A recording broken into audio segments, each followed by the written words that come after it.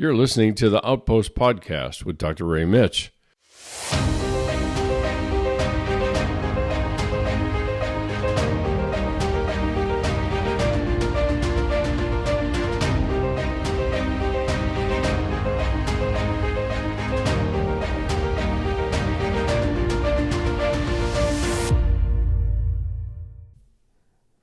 Hello, everyone.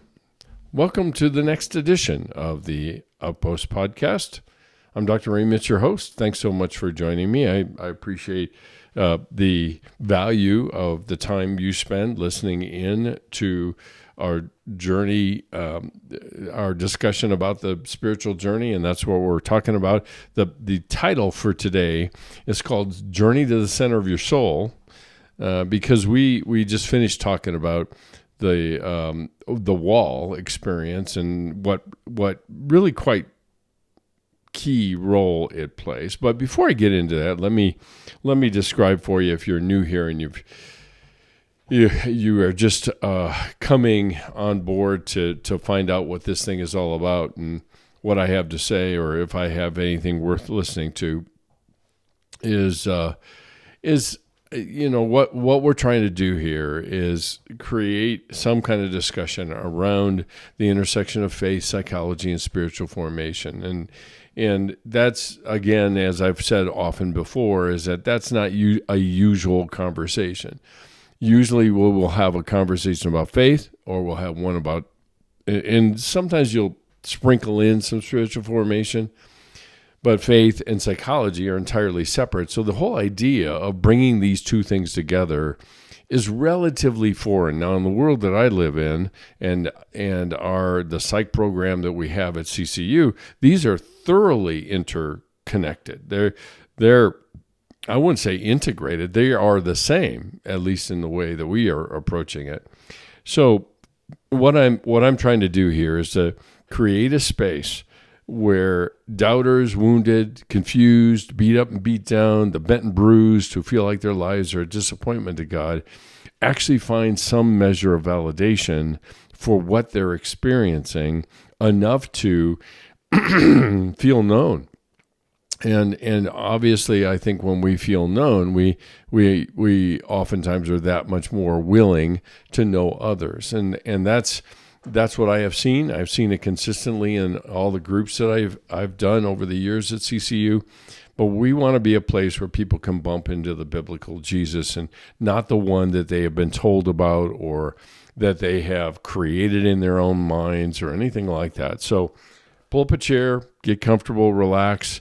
If you're driving, don't take your hands off the wheel. Listen in. But I want to talk about the issues that really matter, and what we have been talking about. And this is a lengthy series, I think it would be safe to call it, is built on the material that is contained in the book, The Critical Journey: Stages in the Life of Faith, Janet Hagberg, Robert Gulick, and I'm taking that book as kind of the launch pad for some of the things that we're talking about here. And I have my own observations about that. So I'm using that as kind of the structure from which I launch. And then I have my own observations to make around that hopefully is helpful to you. One of the things that I've been saying consistently since I've started this series, that there are two key principles that we're operating from. One is you can't move anywhere if you don't know where you are. And ultimately, my effort in spending all of this time looking at and describing for you a little bit what this spiritual journey is like is to help you figure that out. And there's no implicit, this is where you should be. You will never hear that on this podcast. It's a matter of, let's just be clear about where we are, because once I have that in mind, then I have a little bit of an idea of where I need to go. So that's one basic principle. The second one is you can't lead somebody someplace you've never been. And we have already looked at stage one, which is the converted life, and being taught and carried along by other people. The the disciple life, where I kind of ride on the coattails of other people's faith and learn and grow in my own faith. And then stage 3 is the productive life, where I start to make my own contributions and put my faith into action. And all of those are necessary components. And what we finished with last week was talking about the wall, and how the wall is kind of an interstage experience. It's not stage 3, and it's not entirely stage 4, although it probably overlaps more fully with stage 4. But the wall is one of these places that throws us into a considerable level of disorientation and uncertainty, and we honestly don't like it. And a lot of times we go scurrying back to stage 3. And the other thing I'll just mention is that I quite honestly, I hate the language of stages, because it tempts us into thinking linearly, and that's not really what this is about. Now, I'm using that language just for convenience sake, not for instructive sake. And so the wall is no stage. It oftentimes comes at a particular time when we begin to despair about the productive life is not necessarily bringing us to the level of depth that we desire. And then we experience a life crisis or a trauma of some sort or anything like that. And it throws us into this disorientation, and we start to look at things differently, and we experience life differently, and ultimately we experience God differently. And so it is this massive reorientation, and we begin to realize that everything that I did before, the way that I did it before in terms of my relationship with God, it was misguided. I wouldn't say it's wrong, but it was misguided, and it really isn't leading me to the depth that I want it to. And so in a lot of cases, people will come through, and myself included, will come through this wall experience and say, what do I do next? I mean, how do I move into a deeper relationship with God rather than doing something for God? Okay. And so at this point in time, our journey has had, up to this point in time, our journey has had certain external dimensions to it. Our life of faith has been visible and outwardly oriented. Like, what can I do to help? What can I do to contribute? Even though things certainly are happening inside of us that we're not real sure. So we just keep charging on, keep doing the things that we know to do, thinking that that is what God wants us to do. And then something happens and it all starts crumbling, and we're wondering what's going on here. And so the stage that we enter in is called the journey inward, and that's why I call it the journey. I forgot the name of it. Journey to the Center of Your Soul. If you're familiar with the old movie, actually there was a new remake called The Journey to the Center of the Earth. Well, this is very similar, except now that it's into the depths of our own soul, and it ultimately what comes during this time, which is even more disconcerting than the wall itself, is a mode of questioning and exploring and falling apart and doubting and dancing around the real issues and sinking into uncertainty, and to some degree indulging in a certain level of self-centeredness. And for a lot of people, I think, around us that see us in this stage of our spiritual development, they see us as looking pretty hopeless. It's like, they'll never come out of this. This is not going to work.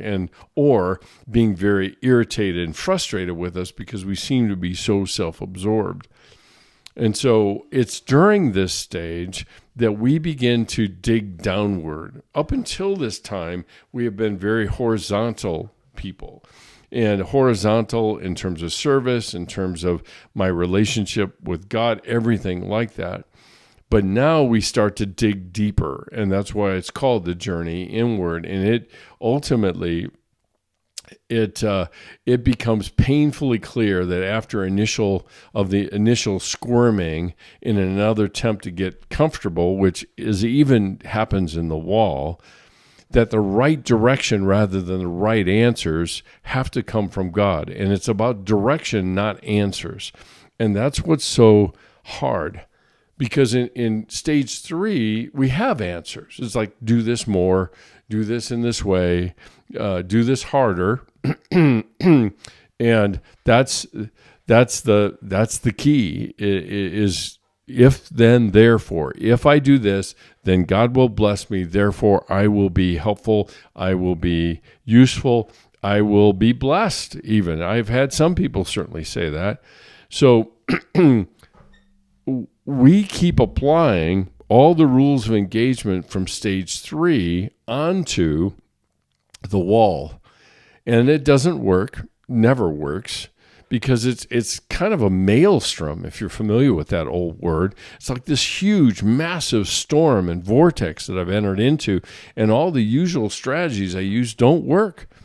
And so that's where we are. We begin to realize that it's not a matter of having all the right answers. It is a matter of being clear about what direction I need to take. And God is the only one ultimately that can really reveal that to us. So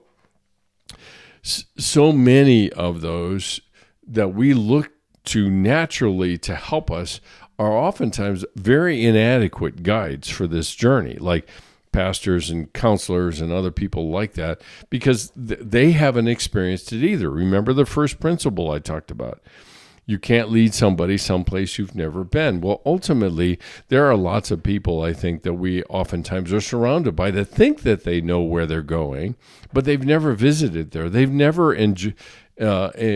experienced this inward journey.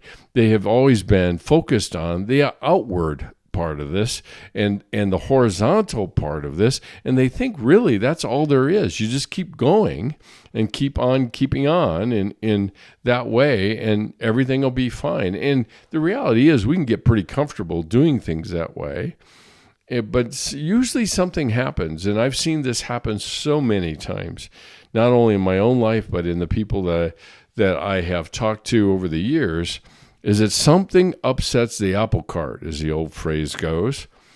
And suddenly they're saying, wow, how I thought this worked doesn't work anymore. What do I do? And so they look to people who have never done this journey before. They think they have. Oftentimes, they're very well-meaning. I'm not going to sit here and say that they're somehow evil for doing this, but oftentimes we think that we've done something that we really haven't done yet, and we want to be helpful, so we kind of fly by the seat of our pants saying what we have to say, but we've never been there before, and the other person, because of the condition they're in, it never really occurs to them to say, have you ever done this journey yourself? And that's what's key. I think in some respects, what I have seen at least is that when you bump into somebody who's done the inward journey, it's very clear who they are, versus the people that are more doing more and better and longer and deeper and all the other things that go along with that. And so those who have been through this are usually intuitively, maybe not specifically, but intuitively trained and sensitive to spiritual direction and spiritual formation, which is one of the reasons why I want to do this podcast, so that people understand that spiritual formation isn't something only a pastor does. It is really very much a part of our development, and we have to have an understanding of what this landscape looks like if we're even going to traverse it at all. And so people that have done this before are pretty unique people, and they are to be sought out as mentors. What I have found, at least in the university setting, is that that's pretty easy to do in the 18 to 22-year-olds that are part of the university experience. Having a mentor is known it is valued depending on where you've gone to school, and it's invaluable in a lot of cases, and if that's the way you go, then that's the first thing you think of. It's not necessarily a counselor. It's somebody who has gone down the road farther than us and is willing to come back and talk about life and living and all the things that I talk about in my other podcast. If you're interested, it's called Unscripted. But I'm not going to do a shameless plug at this point. So there's that, and that's what this stage 4, if you will, is this journey to the center of your soul. It is not for the faint-hearted. Because we will find things there that are very disconcerting, and oftentimes we know that they're there. We have just never taken the time to look. So there are some key characteristics that I want to describe for you. And one of the things that brings us to this point is we realize that our faith doesn't seem to work like it used to. And so we can feel very remote and immobilized and unsuccessful in the spiritual journey, hurt, and the dramatic word would be reprehensible. It's like I'm unredeemable here because of how broken I am, how much I see this stuff, and I can't really come back from it. And it's a level of despair that most people cannot tolerate. Either they don't sit in it long enough to explore the topography of their despair, because they're so afraid of it that it will just gobble them up and they'll never be able to come out again. And so what they do is they go scurrying back to other stages. So, and that's one of these characteristics. That's why the inward journey is something that so many people do not engage in. And it doesn't mean just counseling. Now, counseling can be very much a part of it. And you can find counselors that are spiritually sensitive to direction and formation. Absolutely, you can find people like that. It's not often. Just because they're Christians doesn't make them an expert on spiritual formation or direction. And in a lot of cases, in other settings, you will find somebody who's a spiritual director in a retreat center, but you're not necessarily going to find them as a counselor, which I think is tragic, if you ask me. That is a massive opportunity for a counselor who wants to walk alongside people in their spiritual journey, having no idea what this is about, because they always look at it as a psychological issue and forget about the spiritual component to it. And that's a larger issue that's going on even today. Is are we talking about the spiritual realm, or are we talking about the brain-body realm, the psychology of all of that? And I think, quite honestly, the answer is yes. It's both. But we go to what we're familiar and comfortable with. We don't go to what probably needs to be addressed. And that's very much a part of this. So the journey from the initial stage to stage 3 usually follows a fairly straightforward, smooth course that is very predictable, very clear, makes sense. It fulfills our wishes. It ultimately will change our circumstances, and sometimes will solve some of our problems. We have clear principles to follow, and we can follow them, and they can have a very positive impact on our relationships and our relationship with God and everything else. So I don't want you to think that I'm saying the journey inward is the thing that you need to be doing.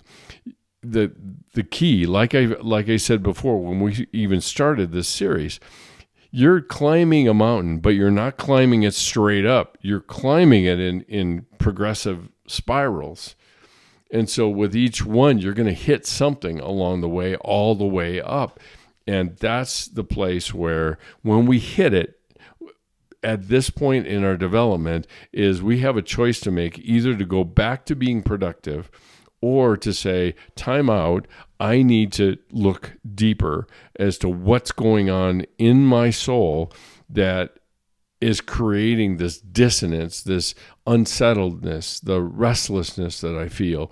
And one of the things that we find in the first 3 stages is we're building up a process of relationship to God that's built on if-then statements. If I do this, then God will do that. And if-then, if-then, if-then. And it's very predictable. And the reality is, unfortunately, that over time, we make God more predictable that way, rather than the Holy Spirit being very unpredictable and very, uncontrollable even. And that's not comforting. That really isn't comforting. I think we underestimate just how much we would love to have God be controllable. Now, we can say what we know, right? God is omniscient, omnipotent, all of those sorts of things. He can do anything he wants, but there's also an implicit but in there that says, but if I do the right things, then God will do the right things by me. And so it's a contract relationship. And suddenly that stops working and things don't happen the way we thought. I can tell you that I have experienced this. And I the reason I talk about this with as much passion that I do is that this is exactly what my journey was like. I thought that the entire spiritual life was contained in the productive contribution to ministry and to the church and everything else. And quite honestly, God didn't have a say in what I was going to do. I was going to do it for him. All I needed him to do is to say, well done, my good and faithful servant, rather than me saying, God, what do you want me to do? And how are you going to use me? And how can I participate with you in this thing rather than tell you how it should go? So up until stage 3, it's very predictable. I know what I need to do. Usually what we emphasize is obedience and the spiritual disciplines like a quiet time and prayer time and all those kinds of things. And then we get here and it's like, wait a minute, those are not helping.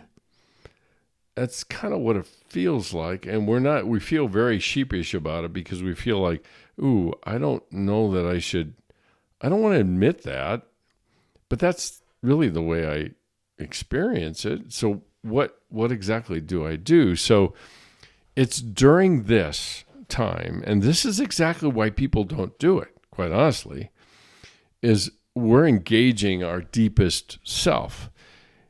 And the problem with that is that it has one word in it that is a trigger word for most evangelical Christians, and that is the self. Because the minute we hear that word, we assume that we are being selfish. And yet, the ground on which Jesus built the golden rule, everybody knows, right? Love your neighbor as yourself. The thing is that we don't anymore. We love our neighbor better than we love ourselves. And our loving ourselves has become a ceiling for how we go about loving our neighbor. Now, we don't see that. We think we can give and give and give and love our neighbor better than we take care of ourselves. And it'll be fine because that's what I'm called to do, right? Because I don't want to be selfish. But sooner or later, the flow runs out.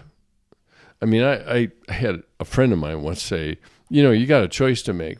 Are you going to be a ditch or a reservoir? And to unpack that a little bit, a ditch, water flows in and water flows out. So our inflow of power and passion and purpose from the Holy Spirit and from God flows in, and it flows out to other people in terms of what we do. The problem is that ditches run dry, because if we're not fully connected to God, then we're running on the fumes and the a trickle that we're kind of picking up on in these so-called disciplines, thinking that somehow they're going to fill us up when our soul is already dry and empty. The alternative is a reservoir, because a reservoir, water flows in, is collected, and the overflow of that reservoir is what blesses people and impacts people. And I have to take care of that reservoir and make sure it's clean and make sure that it's cared for, and that the streams that are feeding it upstream are clear and feeding it with good water. But I have to take care of that reservoir in order to be able to bless other people. And that's where ministry comes in ultimately. So a reservoir is seemingly an inexhaustible supply, but we would rather be a ditch because it's exciting. There's a lot of things that run through a ditch that do. Eventually it runs dry, and then what? So ultimately, this whole thing, this whole journey, this whole stage of the journey is a self-examination. And ironically, if you are familiar at all with the 12 steps, there is a fearless moral inventory that is part of those steps. And that's exactly ultimately what we're talking about in this stage of the journey. Is we have to embrace our fears, and we have to identify what our quote-unquote demons are. Those patterns and beliefs and conclusions that we've made that show up time and time again whenever we're running out of gas, or we're not taking care of ourselves, or we're not paying attention, and they pop up and start chirping away at myself, how I see myself, not necessarily my self-image, but how I see myself in terms of my relationship with God, not how I see myself as myself. There's a difference. And so we have to clarify in this journey, we've got false images of God. In a lot of cases, we live out the very thing that Blaise Pascal said, hundreds of years ago, when he said, God made man in his own image and man returned the favor. And so we've made God in our image, and we worship that God, and then we wonder why he can't come through, or he's not big enough. It can't be, because it's limited by our terms rather than the God that is found in the pages of scriptures. So there's the other thing that has to be addressed here is healing emotional wounds, dealing with forgiveness, and dealing with broken relationships that we have. That's all part of this inward journey, because that's part of the landscape. Now, if you're familiar at all with Paul Young, who wrote the book The Shack, he actually it makes a word picture of what Mac, the main character's soul, looks like, or what his heart looks like, and it's a garden. And to him, Mac, when he walks through it, he said, this place is a mess. And the character that is embodying the Holy Spirit says, yeah, but it's a glorious mess. And that's oftentimes the split, I think, between our perspective on our growth and the landscape of our soul and God's perspective on it. I think he nailed it just right. So ultimately, I think it's during this time that we begin to be open to practicing very neglected spiritual disciplines, not the ones that are the typical ones, like a quiet time or prayer time or going to a Bible study or whatever that is. But we begin to rediscover or even discover some neglected spiritual disciplines that oftentimes are not talked about very much. The funny thing about it is they are mentioned time and time again in the pages of Scripture by Jesus doing them. And there are two things that he does: solitude and silence. And the thing that is so unnerving to us about silence in particular is that if we're able to finally detoxify from the life of noise that we live in, what we find is that God is waiting for us there. I had a good friend of mine. He's the voice of the Daily Audio Bible. Brian Harden is his name. And he came to a few of our retreats and participated with some of our students. And he made a comment to me that I'll never forget. And what he said, the one thing I have discovered from doing these retreats is that nobody ever told me that silence is inhabited. And I think it's a window into the world that we live in. We live in what my old mentor used to say, we live in a God-saturated world. And God is there, and he's waiting. We just have to quiet down enough to do that. The other thing is to engage in solitude. And I don't mean isolation. I mean going away, which Jesus does a number of times through all the Gospels. This is mentioned, that he goes away to what? Spend time with his Father, to pray and to spend time with his Father. And solitude puts us in a physical position of silence, and then we have to find a spiritual and emotional sense of silence that we have to move toward in some way. It's easier when we do that in the physical realm, for sure. It's also during this time where people will engage or attend a spiritual retreat of some kind. The only caution I would give in that regard is looking for a spiritual retreat oftentimes is either a stage 2 or stage 3 kind of thing rather than a stage 4 thing, which is really a spiritual director being involved. And directors are not counselors. They're there to spectate on your journey and to offer their wisdom about what can help you with where you're at in your journey. It's not about psychological disruption or struggles or things like that. Is it part of the conversation? Yes, it is, because that also is part of our spiritual journey. But at the same time, they are sensitive to that.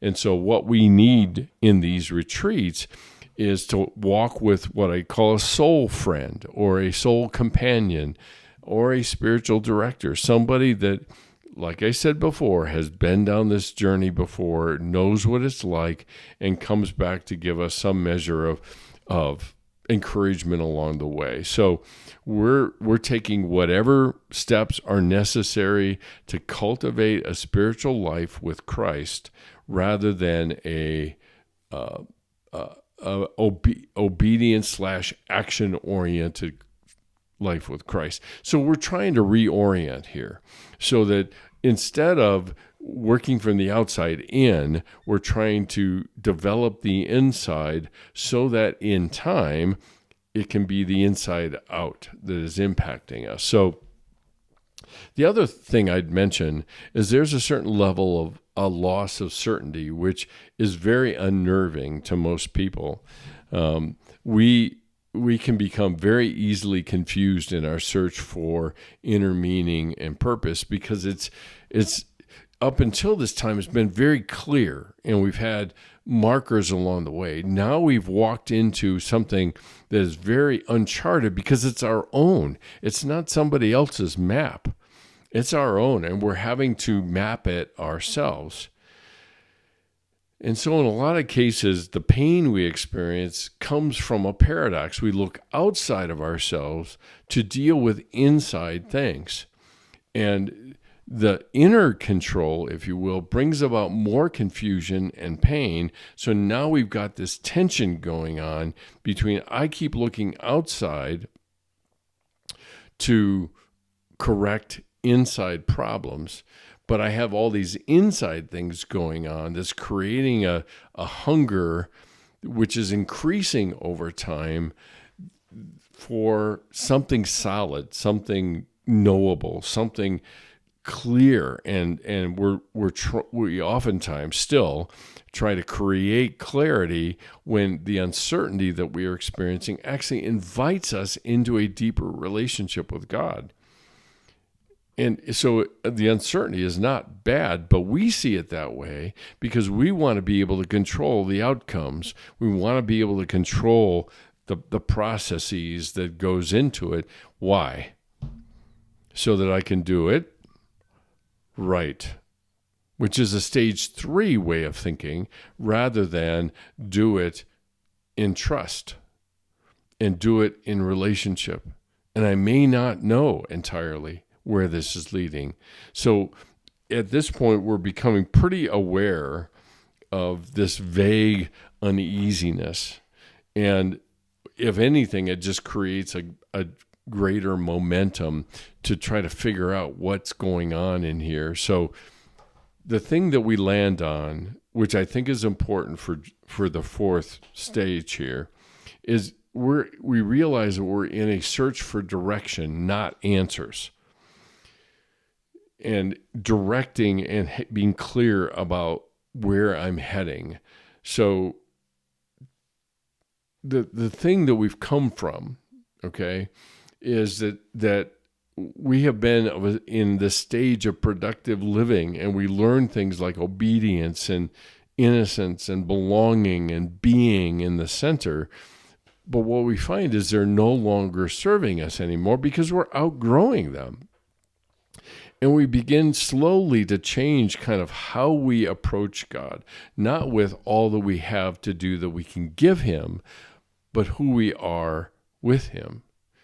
And what we begin to find out is that to some degree, we find out that we've got God in a box. And at this stage, God is not who we thought God was. He's very different. He's outside of the realm of what we can understand. And again, that more uncertainty, right? And so God breaks out of the box. He no longer represents our own worn out and frightening other significant people in our lives. He's not those people, the people that may have hurt us in the past, or a parent, or the church, or any of the other images that are oftentimes evoked with him, because my experience with God is very different than your experience with God. That my experience with my father is different than your experience with your father. In our case, we have the same father, but we experience very different characteristics. And so God takes on a new, healing, personal image that expands our view of God's presence. And as much as we might desire it, it's disconcerting, because we would much prefer the safe, knowable, certain, non-working image of God than the unknowable, uncertain, but vastly powerful and vastly personal relationship with God. And so at the same time, these images of God and expanding our view of his presence personalize that presence of his in a very profound way. Suddenly, we are getting closer and closer to being able to say, Abba, Father, rather than the holy, omnipotent, omniscient God that he is. That does not deny that. But let me give you an example. It actually comes from a good while ago, and it's the story of Carolyn Kennedy. And Carolyn was the daughter of John F. Kennedy, the president, and she was playing in the White House, which apparently the kids did during the time of the Kennedy presidency. And she's playing with a playmate in the White House, and she goes rolling into the Oval Office. And her friend pulls her back and says, wait, that's where the president is. And she says, it's fine. He's my dad. And see, that's the same thing that we deal with, I think, in our relationship with God. So our image of him is now being personalized to me as my Abba Father. And a good example, I'll give you a great example of someone that had God in a box, and that would be Jonah. Jonah had God in a box. Even though he still went to Nineveh, he still evangelized all those people in Nineveh, and they came to God, and they repented and came to God. He said, whoa, that's not the way this game works, God. Let me just inform you that you're here to take care of us, your chosen people, not these unchosen people. This is not part of the program. And so he had God in a box. And oftentimes we do that with God as well. Just the A plus B plus C approach rather than this is the program, God, get with it. Now, I'll be honest with you. I've had those words roll out of my mouth many times before because it's like, I'm doing what I thought I was supposed to do here, God, and none of it is working. And you don't seem to be all that concerned about keeping your end of the deal up. And so probably one of the most difficult parts of this stage in the journey lies in the sense that we gained from ourselves and others that we're losing our faith and being disloyal to the church or to the group or whatever it might be. And some people would be very concerned about that. And we might even be concerned about that. It's like, how can I possibly do this and still be a Christian even? And that is part of the conversation in our heads and other places for sure. But I think that's part of the most difficult part of this stage is we feel like we're refashioning it into something other than what everybody else has had, and therefore we're losing our faith, and therefore we're not as quote unquote good of a Christian as we once were. Now, there are a couple of key places where we can get stuck. And one of them is never being satisfied, never landing on the truth as revealed in Scripture. And we always have another question to ask. We're never quite sure that we have enough information to commit to this process of restoration or healing. And so we'll always have this kind of lingering doubt that this is the right path or the real truth in it. And that's, you might even see that pattern in yourself. As our tendency is I can't ever get enough information, and I keep looking for just a little bit more, because then if I have it, then I know exactly that I'm doing what? The right thing, right? Rather than the thing that draws me closer to God. So there's never being satisfied. That's one place we can get stuck. Being consumed by or over-consumed by self-assessment. And so we're consumed with finding ourselves, not with finding our faith or finding our relationship with God. So we want to just know things about ourselves that would make us better, more positive, more insightful, but which don't require us to give up our will and our control to God's hands. So if I know more, that's going to make me better, and I will be a better Christian rather than losing control and not knowing things. Because the reality is there a lot about God, and I think we would all admit this, that is clothed in mystery. We would prefer trying to make as much known about God as possible so that we can be sure that we're doing the right thing rather than knowing the true God. And so we're really, there's a lot about this that we're just unwilling to experience the shadow side of ourselves. And it's through that, the shadow side of ourselves, the dark part of ourselves, if you will, that we rediscover God in a new way. And that God loves us as we are, not as we should be, because we're never going to be what we should be. And we have to figure out how to embrace the reality of that is accepting ourselves as we are, not as we should be. Because then the self that we bring to God is the one that we have fully accepted.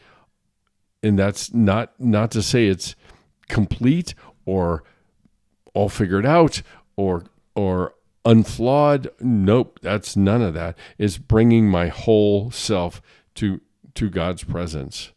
That's what this is really all about. So the temptation here is to want to answer the less difficult and the less personally confronting issues rather than pushing in on these dark, deeper places. I a lot of times I'll call them, we've got sections in our heart that we have cordoned off and said, keep out, or it's the no-go zone.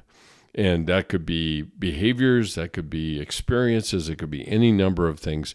And we will condemn that part and then act as if we're accepting all the other parts, but we still have a condemned part. And so we seek something that we can reason through instead of experience in some way, or we seek something we can feel instead of reasoning through. So it's one or the other. We have a tendency to lean one way or the other, and sometimes we end up reducing God to being the source of our personal growth rather than being related in a very powerful way to the God of the universe, who has made himself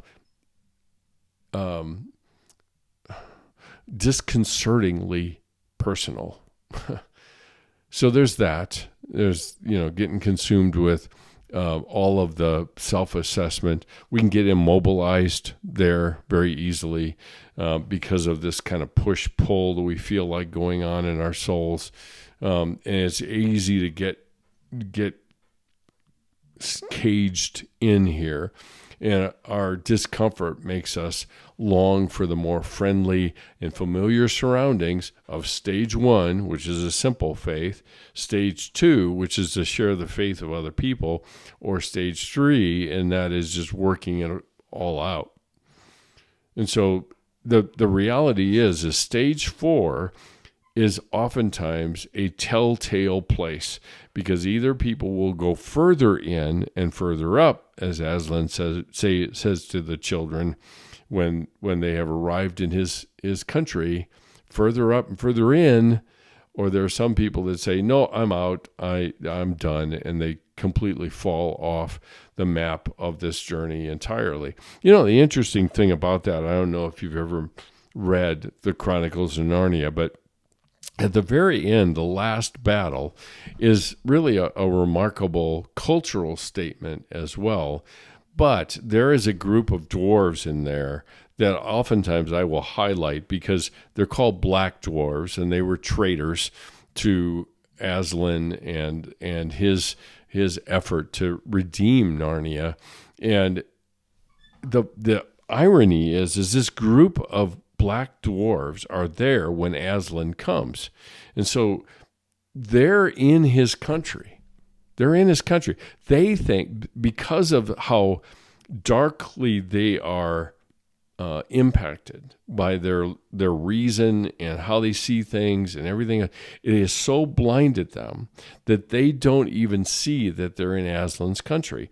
And Lucy, in watching this, gets very upset, and she says, Aslan, do something so they can see where they are. And these group of dwarves think they're in a barn in the dark. They don't see anything, and the imagery is just so rich. And Aslan says, I can't. Their blindness makes it impossible for me to help them. And so, and to prove his point, he pushes a goblet of wine in front of them, and they taste it, and they think it's the foul water that is part of the barn that they're in. And they're fighting over the foul water that is there. And that is a vivid picture, I think, of the kinds of choices we have along this journey and what it actually looks like. So the thing I would kind of end on here is, whereas formerly we have been head focused and hands focused, now we have become fully heart focused. And 3 words that I'll leave you with in a quote. The 3 words are this: orthodoxy, which means right belief, okay? Orthopraxy, which means right practice. And what this stage in the journey does is it takes us into orthocardia, which is a right heart, a rightly related heart. And that's where it's taking us too. So the quote is this. It's from a guy by the name of Richard Foster. He wrote a book called The Celebration of Disciplines. I went through it when I was going through graduate school. And he makes this point, which I think drives home what I'm talking about here, is that he says this. He said, there is a desperate need today. And what that need is not for greater number of intelligent or gifted people, but for deep people. And I think that's exactly what journey, or this stage in the journey, the inward journey, accomplishes. Is it invites us into deepness in our relationship with God, rather than what we can do or how we can do it or how well we can do it or anything like that. So there's a lot to it that goes into it that I think is worth paying attention to.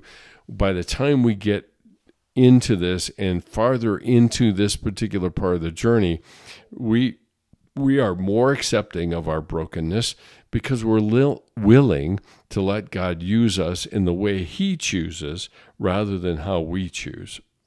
And that's the landscape, and that takes time. This is a stage, but this is the phase of the journey that takes time. It takes a lot of different experiences, and it seems like our eyes and what we see changes. We're able to see things that we wouldn't otherwise see. So that's a brief synopsis of what stage 4 in the journey, the inward journey, or what I call the journey to the center of your soul, looks like. And there's a lot in there. And if you have questions, feel free to send them to me on Instagram or put them up on the website. And we've got a comment box at the bottom of the front page of sgi-net.org. That's home for us. That's the SGI community. And you can post something there as a comment, and I'll be happy to answer it in whatever way I can. If you do hit our website, and again, that's sgi-net.org, sign up to be part of the community. We're not going to send you spam.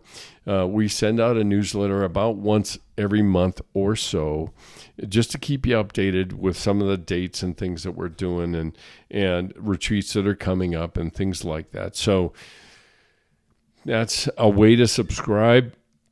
There are a vast number of resources. Well, I shouldn't say vast. That's overstating it. There are some resources there, including my book, my 2 books, Grieving the Loss of Someone You Love, and also The Seasons of Our Grief. That's the newest book, came out in January. There are digital devotionals there. If you want to get some ideas about how to keep your relationships healthy and balanced and having good boundaries in them, these digital devotionals, it's $5 a month. It's a cost of a cheap latte, not an expensive one. That you can engage in. All of it supports all that we're doing at SGI. And so there is that. The other resource I mentioned earlier in the podcast was the brand new podcast coming up from Outpost Media. It's called Unscripted, The Collected Wisdom of Life, Living, and Sorrow. And it will generally come out on Wednesdays. Our podcast for the Outpost comes out on Mondays-ish.